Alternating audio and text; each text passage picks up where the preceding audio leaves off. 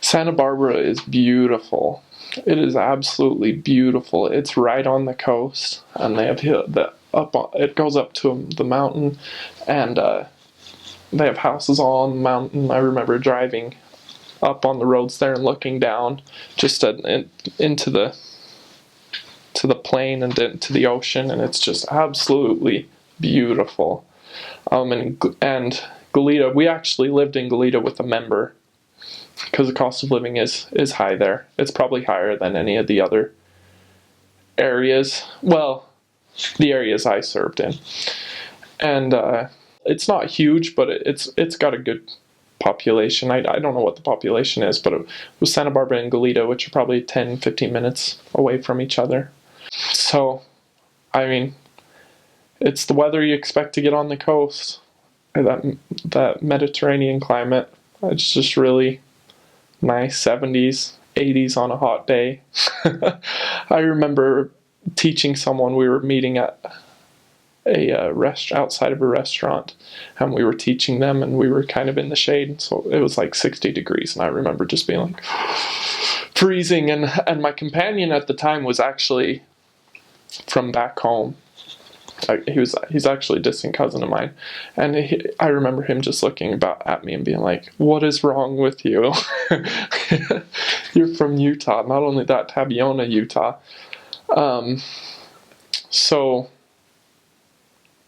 So it's just beautiful. There are two colleges there that we served on. There's UCSB, University of California, Santa Barbara, and then there's Santa Barbara City College. And both Santa Barbara City College, well, both of them are on the beach, well, like on the coast, and so it goes right out to the ocean. And so I don't know how they get any studying done there.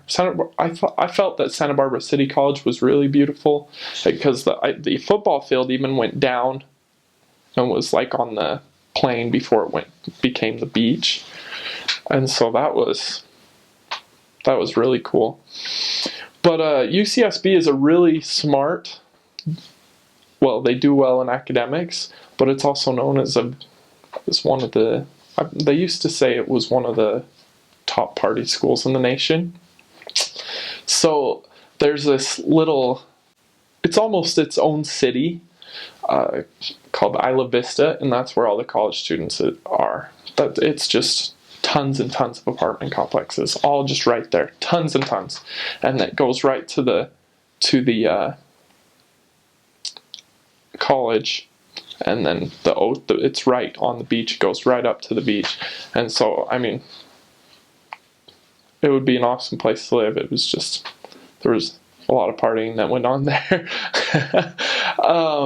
I remember being in the Institute building was in Isla Vista, and that's where we would do our weekly planning. And we were doing it one night. It was a Friday night. That's when we would do our weekly planning. And I remember being in there, and the darker it would get, the more you could just hear music going and everything going. And I was like, "Holy cow, are we gonna make it out of here?" But we did. We taught a lot of college people there, and we had some great experiences. They were born again Christian, most of them, and it could be a tough environment for. I remember some of the kids would go live there and became less active. I don't know if it was necessarily because they went and lived there, if they were already on that path, because we did have one member that he was a recent convert, and he lived there, and he was so strong, and he was awesome. He just got home off a mission just a little while ago, probably a year ago. And so that was really great. There's also a large Asian population there just to go to school. So we were able to we taught a lot of people from China, and that was one of the coolest experiences of my life. I remember teaching one guy in particular. We were teaching him, and it was him and his wife, and they had a little son.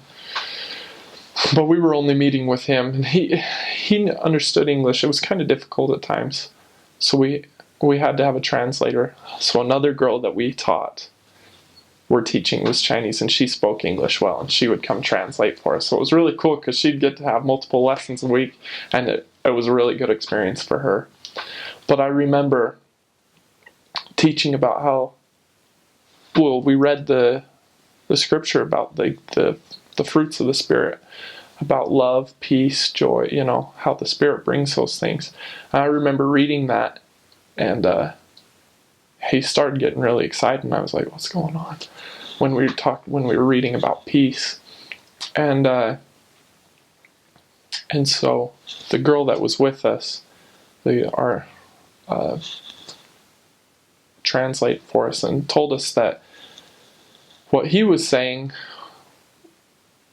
was that he really wanted to know more about that, because he said back home in China, people don't feel this way. It doesn't matter if you're rich, it doesn't matter if you're poor, it doesn't matter what your life is like. People aren't peaceful. They don't have that. And so he wanted to learn more about the gospel and how to have that. And I remember sitting there and being like, man, I want to go to China right now.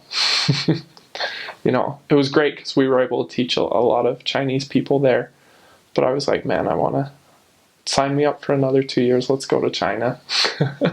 Because just to hear that, he just wanted to know. He just wanted that so badly. So that was a really cool experience.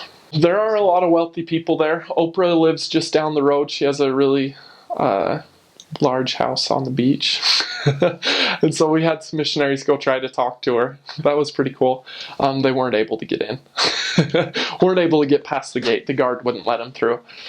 So there are a lot of rich people there.